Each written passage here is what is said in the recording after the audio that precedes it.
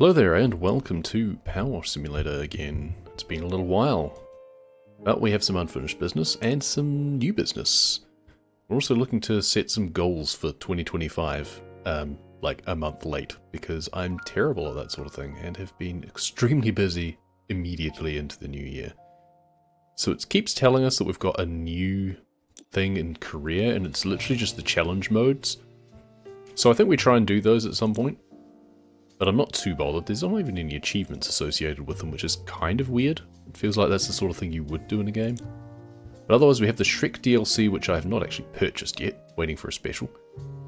And the seasonal specials. So we only recently actually did the cruise ship after the Halloween house, but now I've got an ice rink for winter 2024. Bitfinder, is there any force in the universe more destructive than the youth? Yeah, the elderly. Festive Ice Rink is due to reopen next week, and its current state is unlikely to attract anyone beyond the most degenerate of the species. Since we lost its tarpaulin covering to high winds of spring, I feel like you'd use more than just a tarpaulin to cover over an ice rink area.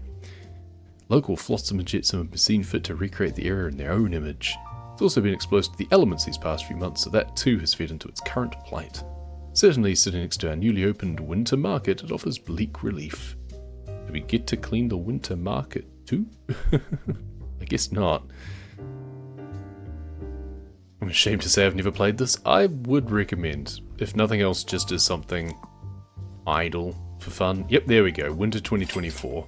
There was also Halloween 2024, which I never purchased. There was Summer 2024, which I didn't realize about. And I only knew about the Alice one, like, after I'd finished the DLC.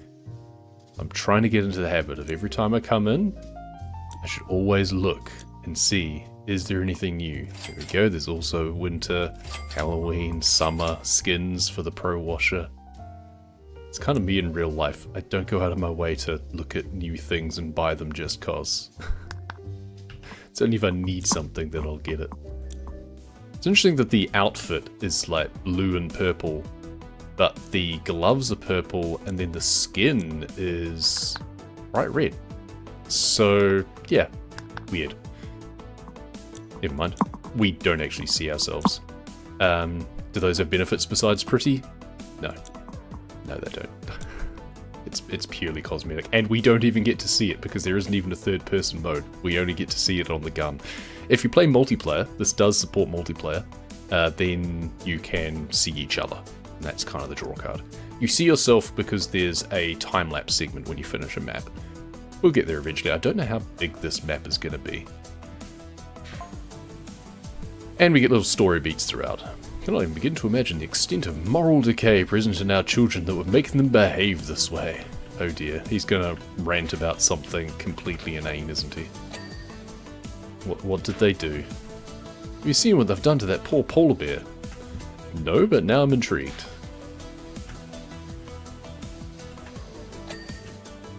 Let me guess, they drew something on it. I don't know. These are adorable little penguin things, though. Oh, they're the little skating aids that you push around. Like, I see kids pushing around as a stabilizer, and they're a little penguin friend. That's so adorable. Aww. That's cute. I have been ice skating, I think, once. It was alright. I've got a good sense of balance, generally, if my ears aren't blocked. So I did alright. But my ankles were really sore afterwards. Hey, Frosty, welcome, welcome. Love penguins, they're just cute. They are adorable. These ones in particular. Oh, they're so happy. Hey, Jero. I use those? Fair enough. Yeah, honestly. Yeah, do not begrudge anyone. You're skating around with blades on your feet. It pays to be stable. You do not want to fall over. I don't quite get the appeal, it must be said. It's fun, I guess, zooming along, but at the same time I feel just skiing or snowboarding maybe, or just sledding down a hill. I guess if you don't have a hill, it's like places where there's like a river or a lake, so you don't have a hill and stuff, so I get it. It is fun. Some sort of like tricycle that worked on the ice would be cool. There's a bunch of penguins on the back of the bear. I'm guessing that, okay, we need to put just like the white nozzle on. That's the white nozzle is the weakest. Yeah, and it doesn't get rid of things like paint. So that means we can actually see what he's complaining about. So they've drawn a snowman on the polar bear. They've given the polar bear a moustache and a goatee. I mean, that's cool. What are you complaining about that for? That's just funny. Dude's lost his sense of fun. The big face on the side is kind of weird. I'll give it that. But the penguins are sliding off the back. So idyllic. Never mind that. One, polar bears and penguins don't live together, really, because polar bears are northern hemisphere. I'm fairly sure penguins are exclusively southern hemisphere, not counting zoos, obviously. So one, they never live together. Two, they would be a snack. I mean, polar bears usually go after seals, right? Penguins are basically small seals. And ice skating to below zero? Now there's an idea. Tell the devs. Skiing is fun till your brother takes you a double black diamond even though it's both of your first time. That's really not a smart idea. And yeah, Arctic means with bears, Antarctic without bears, yeah. And more to the point to say, with and without penguins, it's kind of the inverse. Don't know what the equivalent word would be. Oh, their hats are a separate ding. That's nice. I'm in it for the extra dings. This isn't actually a huge map, so I'm hoping this won't take me too long. I'm going to have to jump in and out a fair bit because I'm kind of on family duty. It's a public holiday today, which means that's why I'm not working and can actually stream. But generally days off, whether they're public holidays or weekends, that means that everyone else in the house sleeps in and I'm just kind of there. I'm just on duty. I have a security camera set up so that I can watch what my daughter's doing in the front room. So yeah, we'll have to take a break in an hour's time. Alright, so that's the polar bear. I think that's all the penguins and their hats. Yes it is. Good. Oh, it's glittery. Excellent. I do like that. Glitter's one of those things that I appreciate, but it does get everywhere. At least this is like underneath a lacquer or something. That should just be law. Just universal law that if you have a product that has glitter, that you must cover it in a layer of fixative or lacquer or something that prevents it from just flaking and going everywhere. So part of what I'm wanting to do in this session is also just kind of muse about what goals I have for streaming and videos and stuff for 2025. It's like a just chatting thing, except I feel super awkward only chatting to a camera and my big face being the only thing on screen. So we play a game like this where we can just chat and just do whatever and make occasional game observations as well. But, I mean, this game, you kind of know the drill by now. There's not too much to talk about with it. Some specifics of the level, but... And this is going to be one of my goals for the year, is to keep up to date with the PowerWashing content, because I do fancy this stuff as a... It's not the sort of thing everyone likes watching, I appreciate that, but that describes my channel in a nutshell. But, I like it. And that's the main thing. I'm firmly of the opinion that you should just record or stream what you like. If you're trying to make it like your full-time job, obviously you've got to go with the flow a bit, but you also need to find your niche. The most important thing is just building a community, really. I don't have the ability to sink enough time into it to build a community, unfortunately. I do what I can, but what I can is sporadic around full-time job and full-time parent of someone with very specialized needs. So, yeah. Ironically, I get more time to stream or record videos the times when our daughter's in hospital. But then, not the greatest mental space at those sorts of points, really. So, yeah. We're hoping that there's going to be less of that this year, which means maybe less time to do video content, but just healthier overall, hopefully. We'll see. I'll find other things to record instead. You liking it is what matters, otherwise why bother? Exactly.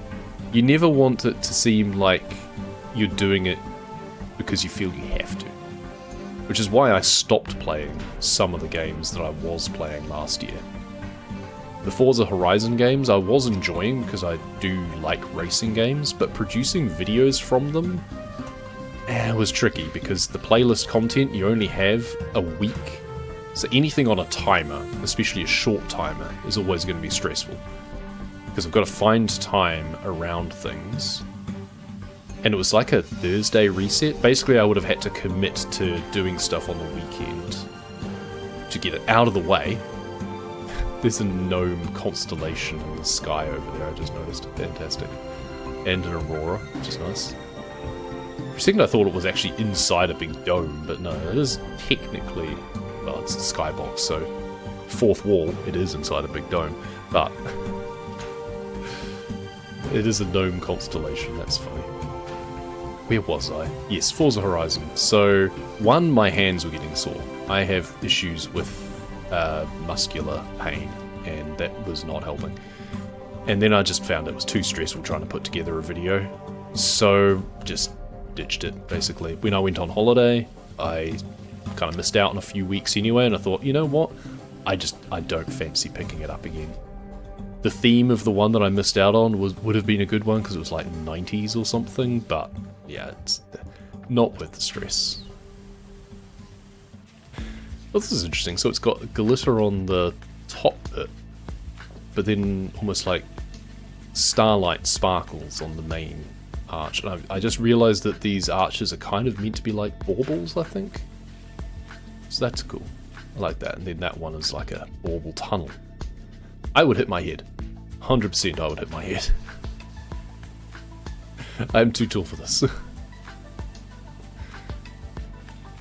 So we'll try and work on the seasonal content as it comes up for Power Simulator. There's a Wallace and Gromit DLC that they've announced.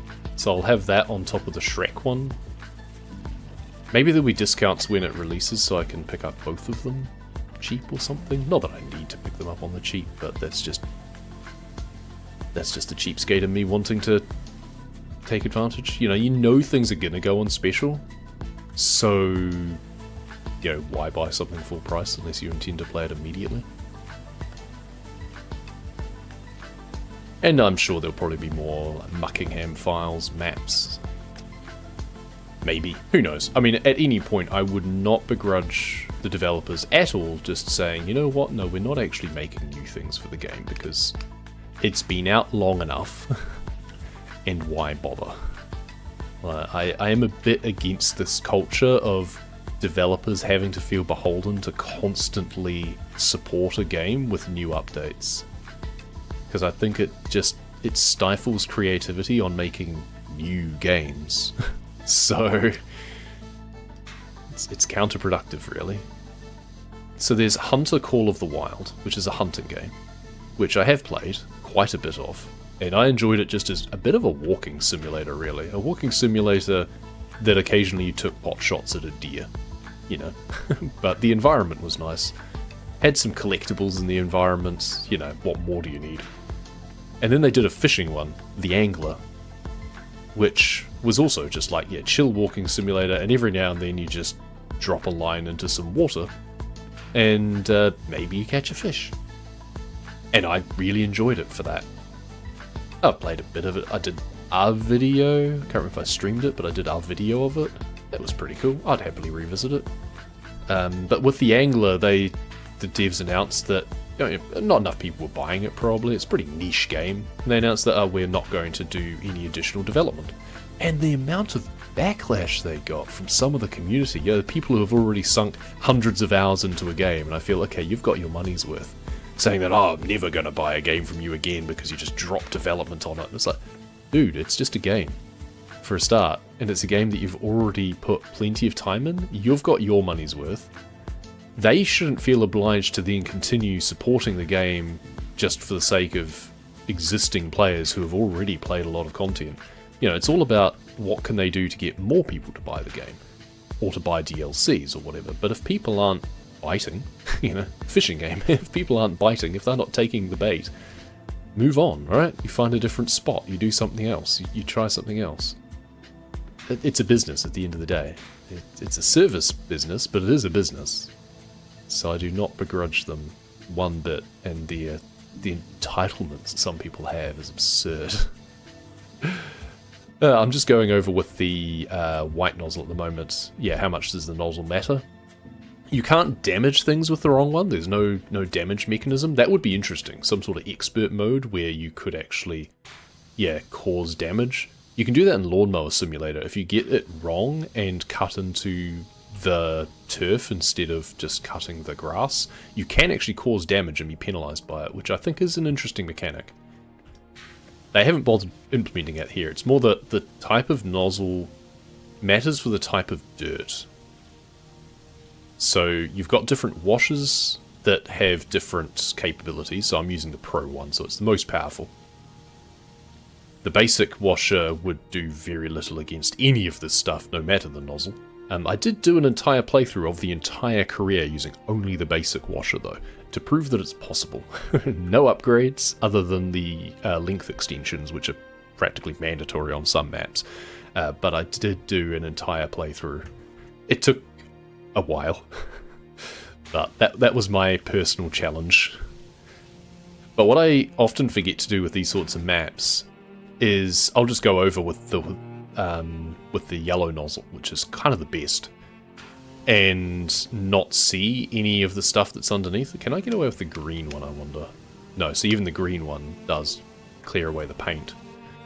But the fact that he was complaining about what those darn kids had done, it's like, okay, well, let's actually spray off the outer coating, and I can at least look at what the paint is like, and then we'll go over it with a tighter nozzle to clear away the actual graffiti itself.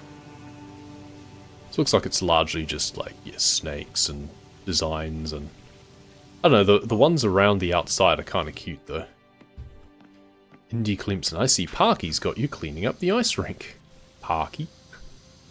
Alright. See, these little guys are cute. Just actually make it a mural going around. Get the guys come here. Oh, this must be one of the kids. I think it'd happily flush us all away too, given the chance. You know, they're doing it because they like it, and they want to make it more interesting. Just get them around to do it properly, and have nice murals of characters instead of it just being boring, right? The more interesting something is, the less likely someone's going to want to vandalize it in the first place.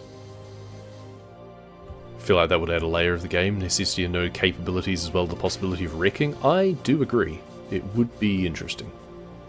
Because otherwise it is very much just a case of like, there is, well, one, as I say, we're on the Pro Power Washer, and then you have different extensions to make it easier to reach things as well, and then different nozzles. The biggest of which is the triple turbo. Now, this would strip the paint off. 100%. And this is wood. This would be gouging into the wood. Like, you should have to have an actual scrubber end, like a flat scrubber. Like you would if you were working on an actual deck or something. Ho ho, hold on tight. Brilliant. Yes, I do agree. It would be interesting to try and balance it. That would make the soap mechanic much more necessary. But the problem is they then make that a limited thing in the shop. There's only so much of it available. Certain amounts of it unlock. And then that would make some levels basically impossible. So I'd have to rebalance things a little bit. But that would be fine. Yeah, it would definitely be doable. It'd be interesting to do like a hardcore or actual simulation mode, like Power Simulator. It's not really a simulator, is it? It's an arcade-style first-person shooter platforming game where you happen to be power washing instead of using bullets. That's all. It's like Splatoon, but single player and inverted. But they could rebalance it, yeah, and have like a simulator mode. I was here, Jamie. Brilliant. And then have the simulator mode having unlimited soap. But obviously it still costs money, so you could bankrupt yourself and essentially softlock yourself. You'd have the choice of whether or not you bought more stuff to loosen things up so you could clean it safely, or yeah, you take the risk of damaging things, but don't have to buy the extra goods.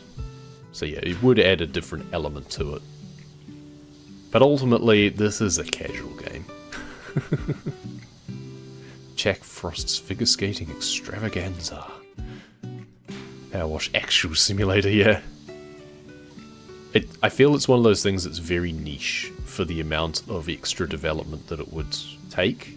Most people play this game as more of a meme, I think, really. Or because it is just chill. It's something, especially with the multiplayer element, you can jump into a session with a few friends and just blast each other and the stuff itself. And the cleaning becomes a bit incidental in some ways in that scenario. So it would be a bit counter to the culture of the game that they've currently produced. But yeah, I don't feel it would be impossible. Especially if it was a separate mode. I mean, they've got the challenge mode already, which is about doing things quickly or using the least amount of water. If there was a challenge mode setting that's enabled damage, then that would be interesting. I think we might have... Oh no, there's this wall here as well. Ah, it's a Soma sloop. I've been playing too much Satisfactory lately. Speaking of Satisfactory, that is the next goal for this year probably, will be to finish Satisfactory, at least in one save. We've been making my way through it. It was a bit complicated by the fact that there was the seasonal event, the Fixmas event, because that ties up a huge amount of your power and resources. Given the fact that I was just starting out as well, and needed to play the game properly to research foundries like steel production so that I could continue with the seasonal stuff, that was funny in itself. But it just meant that like half of my time and resources was going into just the seasonal stuff. So it definitely accelerates the real thing once you get going. But I definitely want to finish off where I'm at in that save. And I might then look to start a new one that doesn't have the seasonal stuff. Probably in a different starting location as well. And once you know what you're doing, then it'll be interesting to revisit and do it kind of more properly, I guess. But then that's a lot of extra time, so we'll see. As it is, I think I started to play it a little bit better after the seasonal stuff and trying to automate a lot more. You kind of have to once you get to a certain point. We're almost finished the phase 3, I think it is. But looking at the achievements of the game in Satisfactory, because I don't really care about spoilers. I mean, I didn't look at the achievements when I started playing, but then I was curious to look at, like, the... Comparing global progress is always interesting to me. It's fascinating to see other people's progress based on their achievements. And it looks like there is 5 phases, because it said, like, something like complete phase 5 of the space elevator and finish the game. So that says to me that there is an end to the game, because that was the other thing I was wondering about, is does this just go on forever? Does it just keep inventing new things for you to put into? No, apparently there is an end of the game. So hopefully we can get to that, you know, sooner rather than later. But I know that it's going to continue to escalate. It will be an ongoing slog, so I'm sure it'll take longer than I expect. But just the amount of content that I was doing in Satisfactory over the holidays means I have such a backlog of content to create videos for, and I don't want to just dump them all up at once. And since I'm actually doing a little bit of editing on them as well to trim out a lot of the dead content, stuff where you're just running around waiting for things, editing takes a long time because you basically have to watch it entirely back multiple times over the course of your editing. So to edit a 1 hour video down to like half an hour takes about 2.5 hours. Which basically means that I shouldn't bother, given that only like maybe a couple of dozen people are probably ever going to watch it, but I'm a perfectionist about these things, so and at the end of the day, again, it's the same sort of thing, as I stream what I would like, and I put the amount of effort into my videos to produce an outcome that I appreciate. If I'm watching my own stuff and think, ooh, this is dragging on a bit, then I know that someone else is just going to switch off. I mean, they'll switch off anyway, but gives slightly more of a chance of them sticking around. We'll see if we can finish that off in the coming months. I've seen someone finish the game in a YouTube video. Yeah. Well, hopefully you'll be able to see me finish it in a YouTube video. I've tried intentionally to avoid watching other content about it. I did tune into Arcturus. He was streaming Satisfactory. He's been playing it quite a lot. He has the benefit of being retired, so he can sink a lot of time into that sort of thing. So I saw a few things of what's to come. That said, he wasn't hugely far advanced from where I'm up to, I don't think. But also just a completely different playstyle. Like, he was doing the whole thing of, yeah, kind of the more of the solved way of doing it, where you put down foundations over everything and just mass produce the crap out of everything. I don't do that. My designs are much more minimalist. It's more working with the pattern of the geography that's given to you. Kind of working within the confines of it a bit more.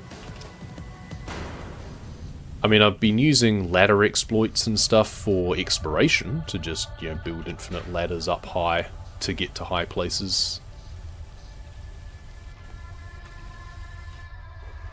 But otherwise I don't really like the idea of building massive constructions on foundations that are essentially floating in midair, because there's no structural integrity system in the game at all.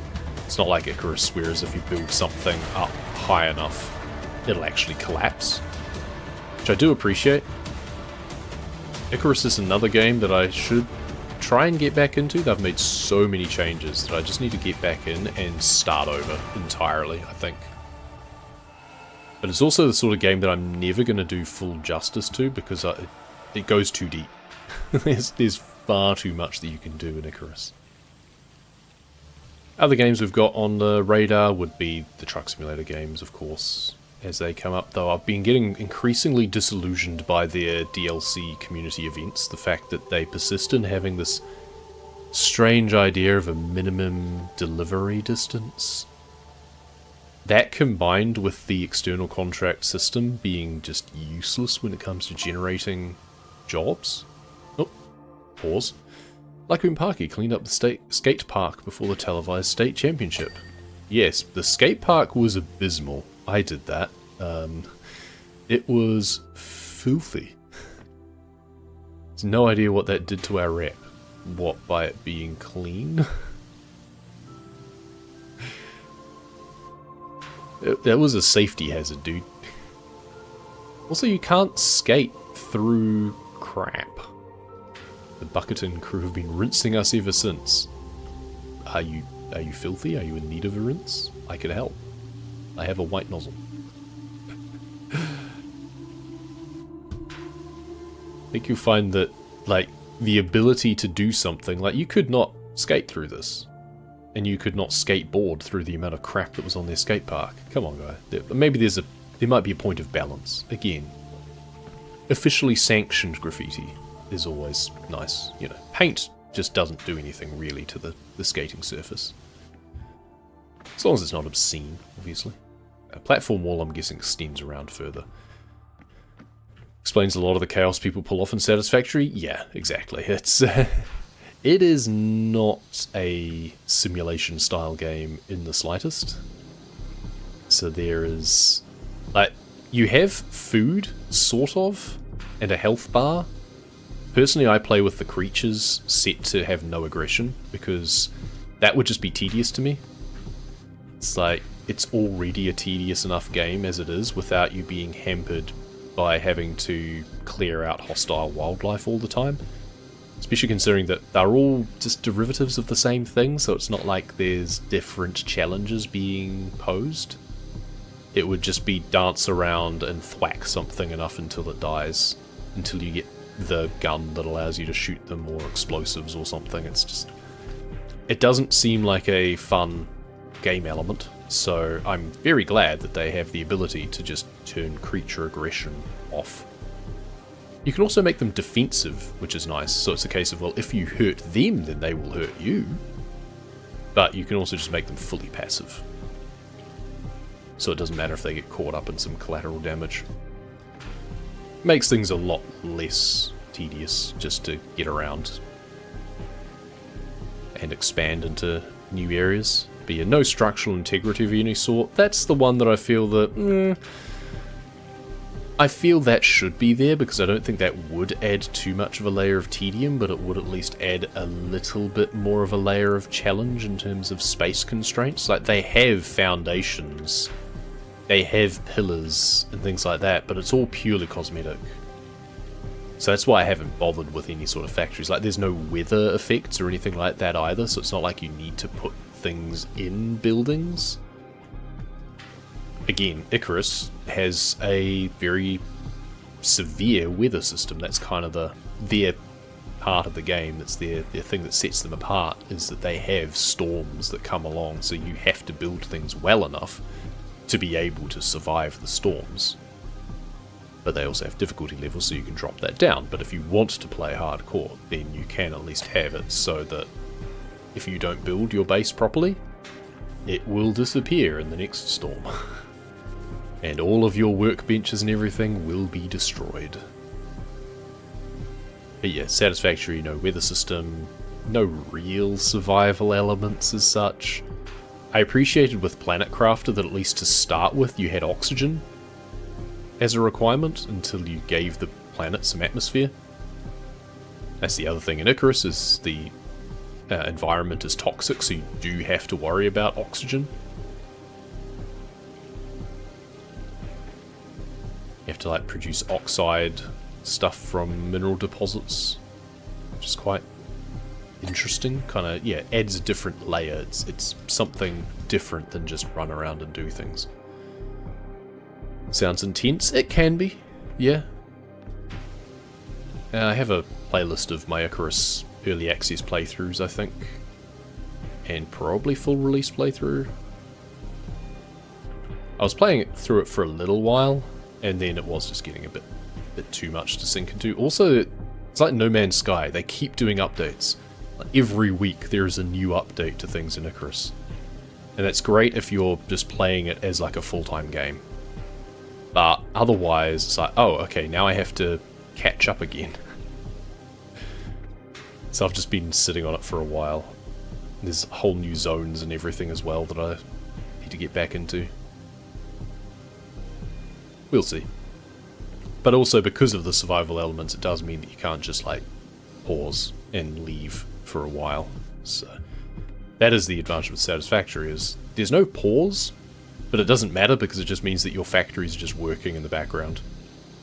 At least once you get steady power production. When you're dealing with, like, biomass and stuff, that's going to run out. Once you get coal, then you have a buffer. It's like, okay, I can just go now for a little bit and take a break. And I'll just come back and I'll have 1,000 more things, which is exactly what I want.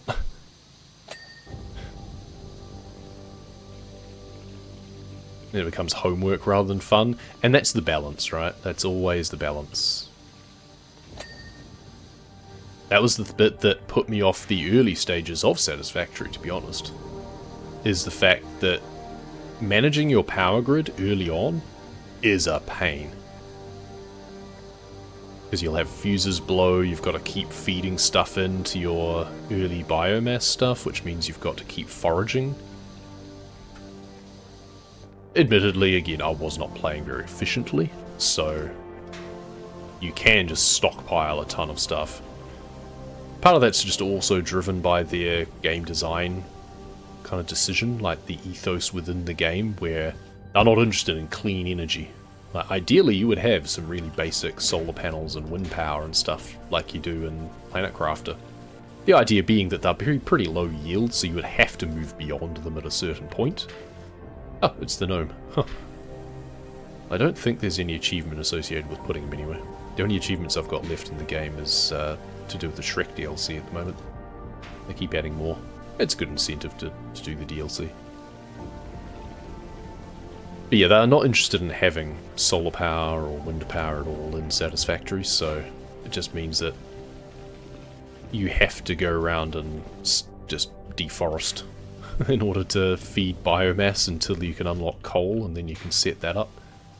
And then it just always produces a set amount and never runs out of fuel, so that's fine. Of course, there are mods. There's some mods that add all of that stuff to the game anyway, but it's like, that should be official. You should at the very least have a minimum power production from kind of like the life pod in Subnautica. It's not much, but it's something. So it means you never feel fully stuck. It'll be enough to at least run a mine and a constructor to always be able to do the basics without having to resort to doing it all yourself.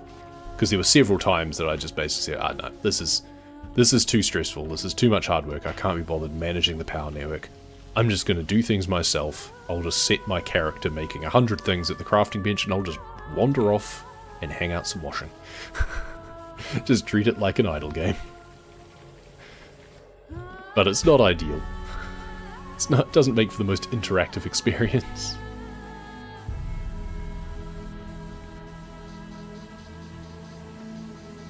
I feel at minimum with the biomass generators, I talked about it in one of the streams I was recently highlighting, I think, that they should have a greenhouse that you make that produces biomass as an output.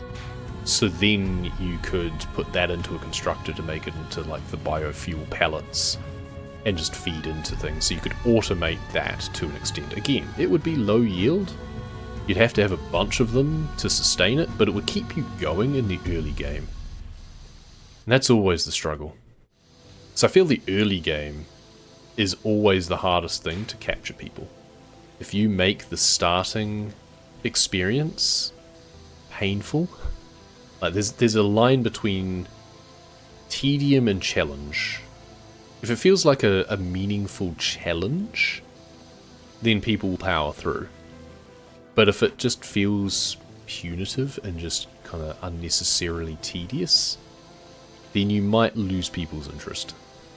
And I was very close with Satisfactory. I'm just stubborn. And I had made it my goal, essentially, to see it through, to work through with it, especially because there was the seasonal stuff going on, so I thought, I'll keep going and see how we can go. But, yeah. If I had been playing it casually, if I hadn't been streaming it, I hadn't decided to stream it, I probably would have just stopped, or again just done like the idle game style. More likely than not, I'd probably have just put it on the shelf and never picked it up again. And I have a lot of games that I put on the shelf and have forgotten to pick up again.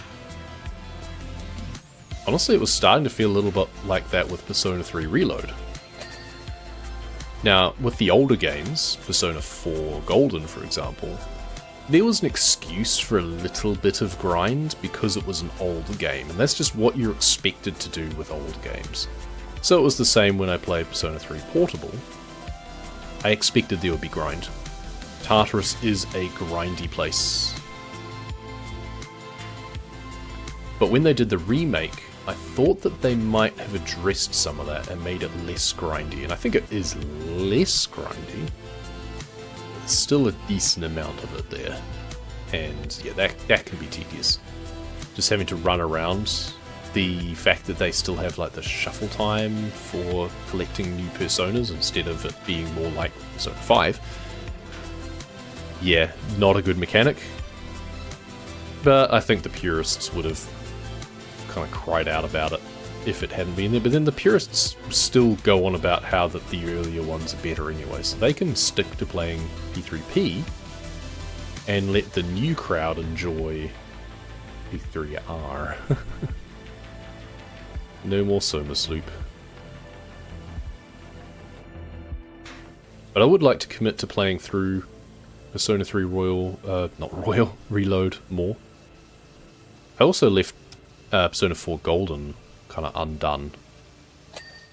It is tricky with games like the Persona series because it's about the story, and I mean, you don't have to worry about spoilers, that's for sure, because they're so well loved, and people generally know not to go looking at content. Just be careful with the thumbnails, I guess, would be the only thing. But it's the sort of thing where people are interested in watching different people react to stuff, and I'm not very good at react content. Maybe that should be a goal for this year, is when I do stream more of P3R or P4G again, to try and be more expressive with it.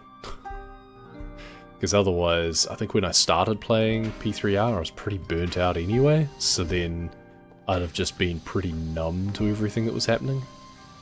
I guess role-playing as the protagonist. It's also tricky because I'm always wanting to play that sort of game perfectly. But for the sake of being on stream, I don't think you can do that. I think you have to take liberties and just play through it naturally as possible. Don't overthink things, just try and go with the flow. Whereas too many games I play these days with the idea of playing it like as perfectly as possible and just like getting 100% achievements or as many achievements as I can across a single playthrough. Even though with the Persona series you pretty much always want to do a New Game Plus, because there will be things that you just can't do until it's your second playthrough. Like, you can never complete the Persona compendium pretty much without doing a second playthrough. So it's a case of not sweating it too much. But that also just doubles the amount of time that it takes to do things. And it's like, the reason you're streaming is to have the visual journey. And if half the journey is then done in a second playthrough, like, are people really going to want to watch a second playthrough? Probably not. But you can always just post a little summary or something. Maybe try and record some of the moments, and then just do a quick highlight video of my New Game Plus playthrough. Because the other thing is, on top of Persona 3 and 4, is I would like to play through Persona 5 Royal on stream. So I feel that that one generally gets an audience still. People are happy to come along and watch a Persona 5 stream, even if they know the story. People are still well invested in the characters. Oh, okay. That completed still with a lot of paint on the wall. Never mind. There's the handrail done, good. I didn't actually finish that archway, it seems like. Did I not do this side, or... Oh, what did I not do on the arch? What did I miss? Oh, okay, this entire side. That's fair. So I'd like to do Persona 5 Royal, so then I could do Persona 5 Strikers, because I've been playing that again recently, because I really enjoy that style of the game. It's very fast-paced though, which has been hell for my fingers, but it's kind of worth it, I feel. Because it is good fun. But I mean, I have played through them all before, so it doesn't really matter. I'd be wanting to play through it like as if I didn't, maybe. But it's hard to do that, really. It would not be a first time playthrough, which means that, well, maybe that ship has sailed. It's the tricky thing, is like playing through a game thinking, I'll never stream this, like it's too long, and then only after finishing it going, you know what? That would have been fun to stream. But if I didn't play games sometimes by myself, I only get so much time to stream games. I've got such a large number of games already that I've held off playing because I thought they would be good stream games. But then I'll just never get around to playing them because I have so many other games that I like to play on stream. Even though, arguably, like, this is probably not the best stream game. I would disagree because I think it's perfect because it gives me plenty of time to look at chat and interact, same as the truck simulator games, but unfortunately they're not the sort that people want to watch.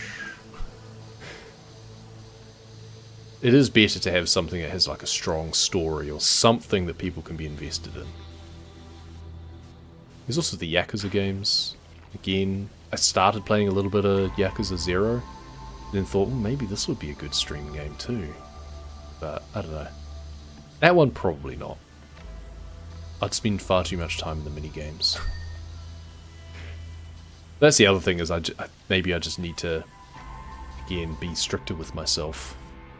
About not being as strict with myself. And just play the game naturally, just run through it. Don't worry about trying to get everything out of the mini-games immediately. Just play the story.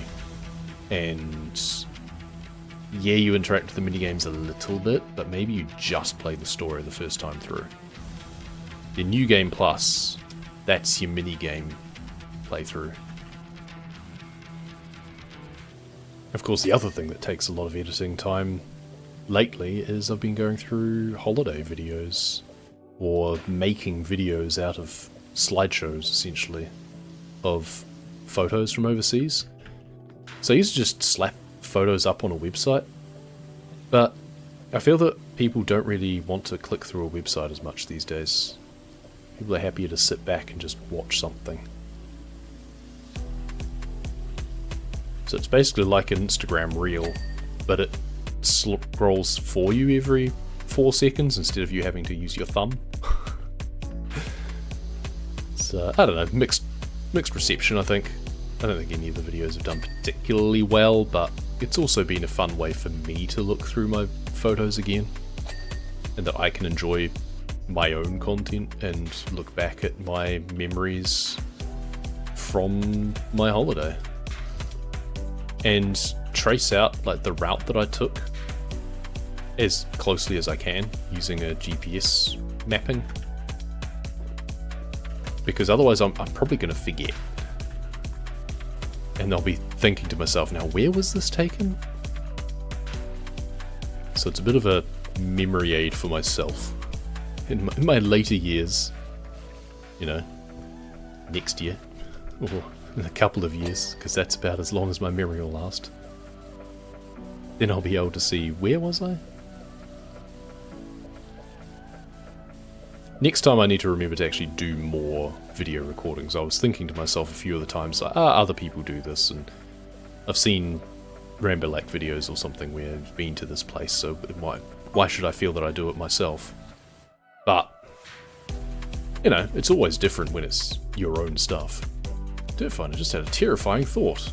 Oh dear. You've got the money to pay me, right? That's all I care about. Polar bears and penguins don't coexist in the wild. That's what I'm saying. We've been through this. But it's a very common trope anyway, so I wouldn't worry too much about it. Gnomes also don't exist in the wild. I'll let you in on a little secret. They're on opposite ends of the earth. Yes. Yes, they do. Don't sweat it.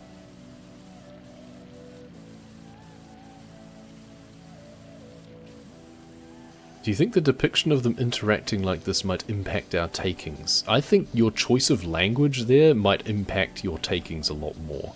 You're clearly too stuffy. Just let it go a little bit. It's fine.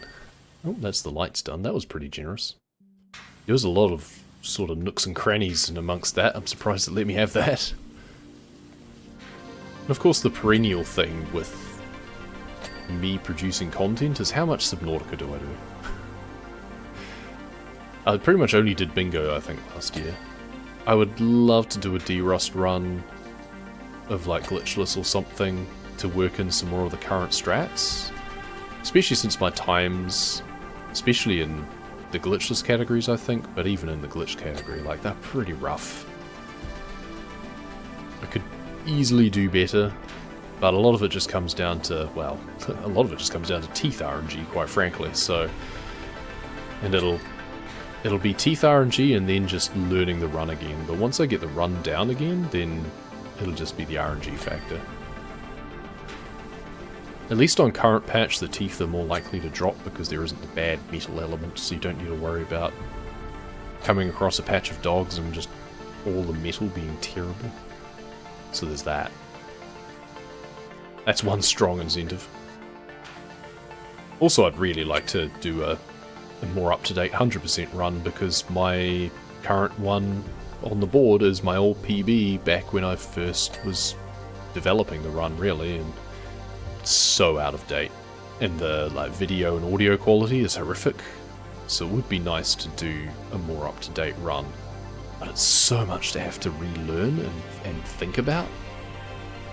And my brain is fried most of the time these days between work and home, so yeah, that would be a tough ask. I would have to have a period of time off with no obligation, and that doesn't really happen anymore.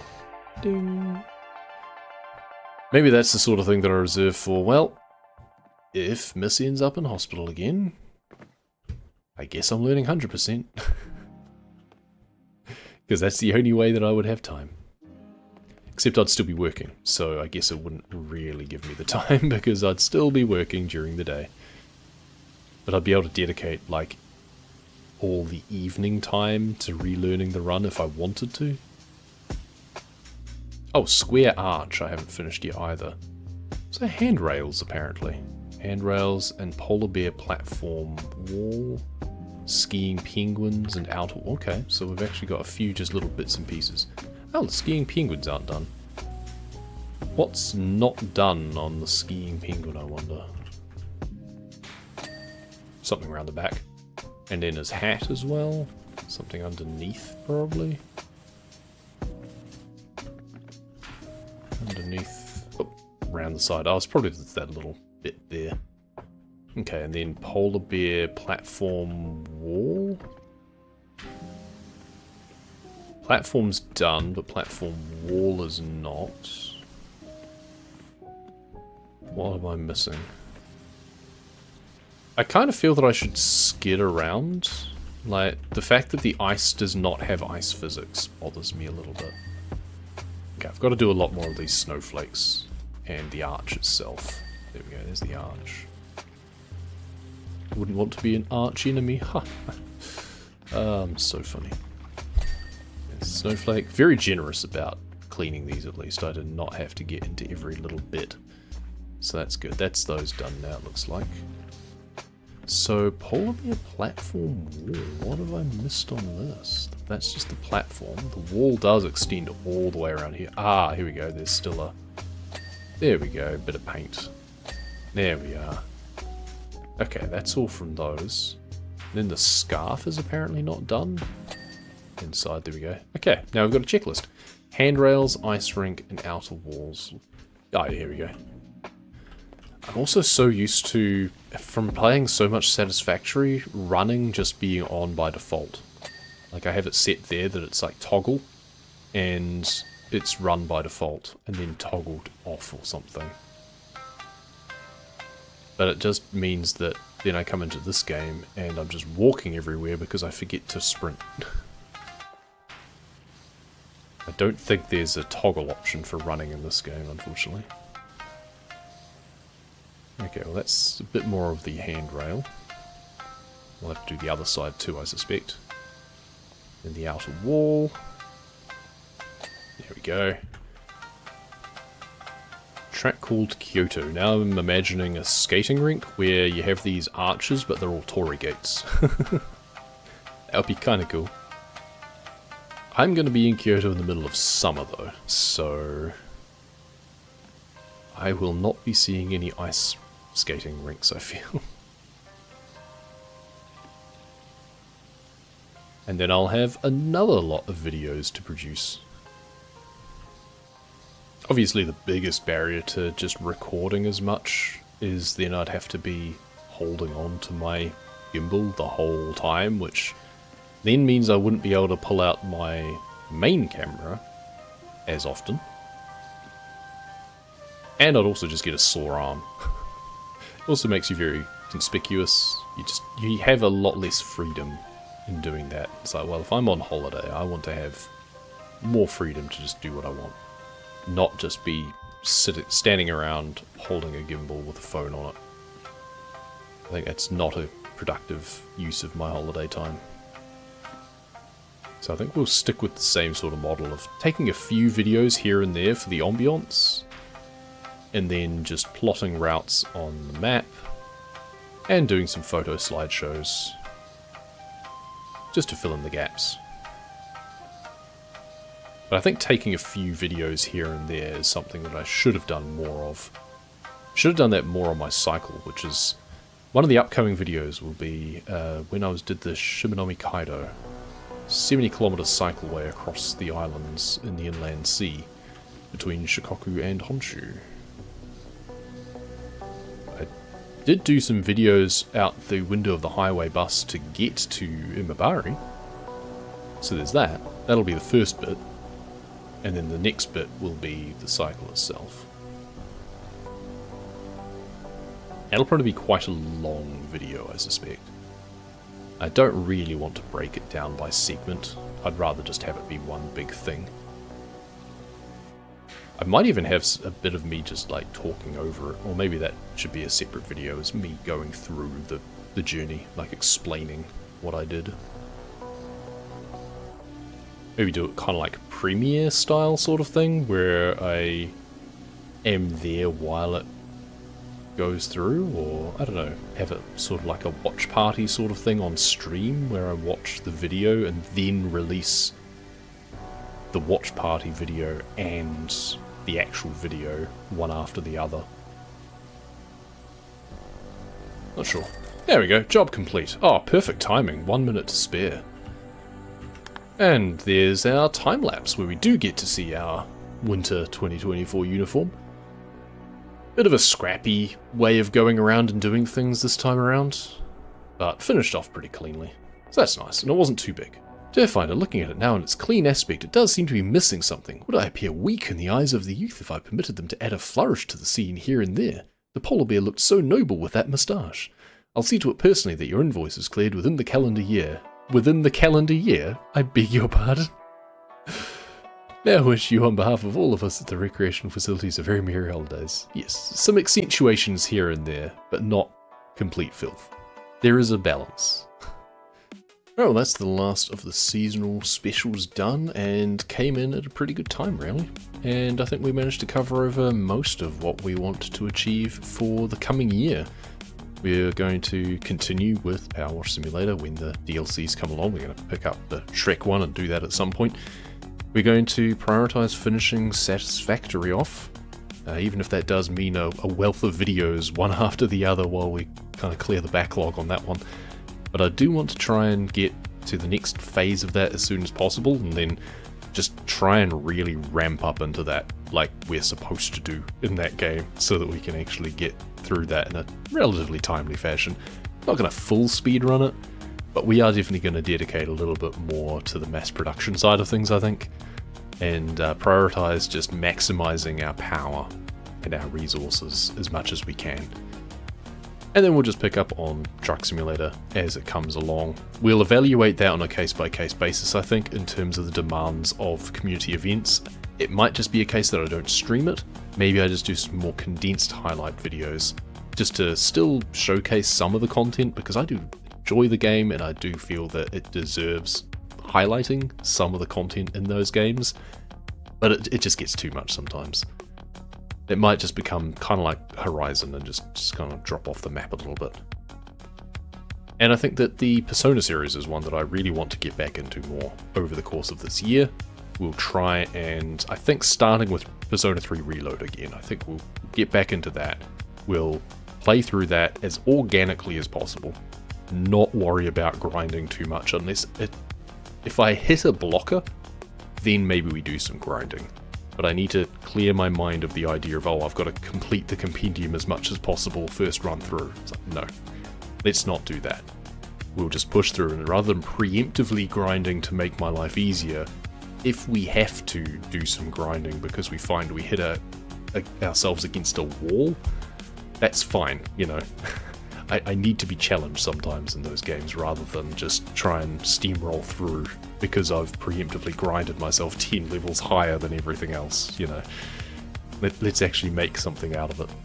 Then I can try and get back into doing the same sort of thing in Persona 4 Golden, and hopefully get into Persona 5 Royal. Or we just get into that early, because at the end of the day, that's probably going to be a better experience for viewing side of things than Persona 4, because that's kind of dated. I'm hoping that that will get its own remake in time. All in all, a pretty packed 2025. For now, thank you very much for watching, and we'll see you next time.